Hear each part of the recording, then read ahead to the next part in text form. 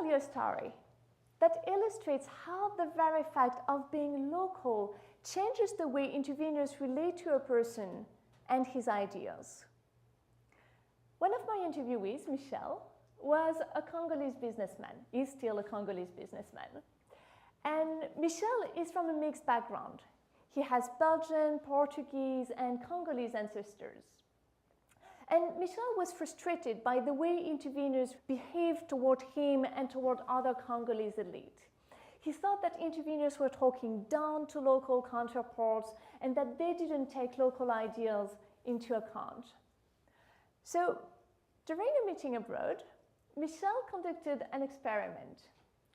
Instead of introducing himself as Congolese, as he usually did, he pretended that he came from Puerto Rico. The approach in the meeting, he said, was completely different. He had much more credibility and much more influence when he passed as an outsider. Another consequence of the fact that thematic expertise matters more than local knowledge is that intervention structures very rarely solicit local input in the design and planning of their efforts.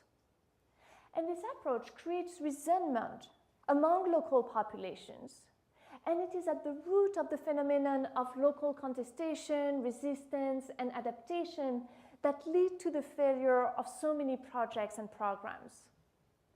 So, of course, local actors frequently resist international programs for their own benefits.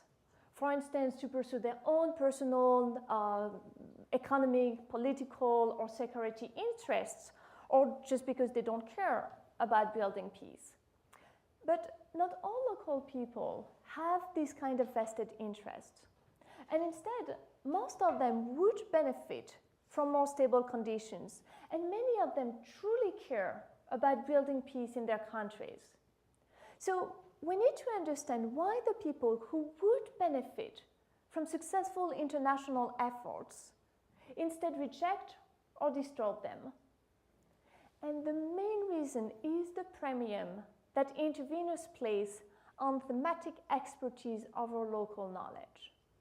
In all of the countries in which I worked, local stakeholders complained that international peace builders were arrogant and that they provided aid in a humiliating manner.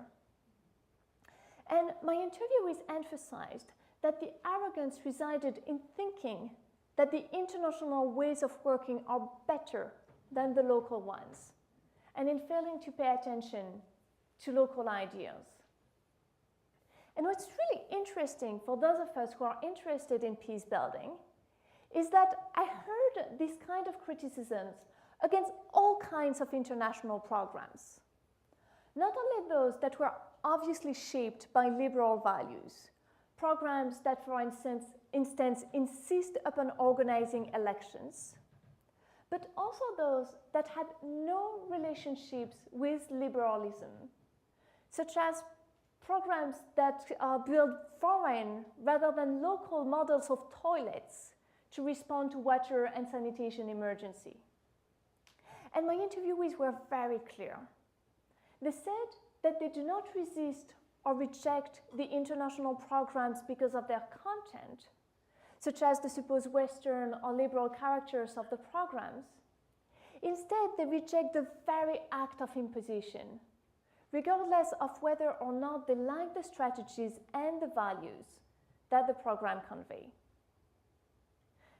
And the international and non-governmental organizations that fight against this trend are excellent illustrations of the advantages inherent to valuing local knowledge on par with thematic expertise. The few comparative evaluations of their effort that I know show that these organizations are much more effective at promoting programs that are locally owned and locally supported, and thus effective and sustainable.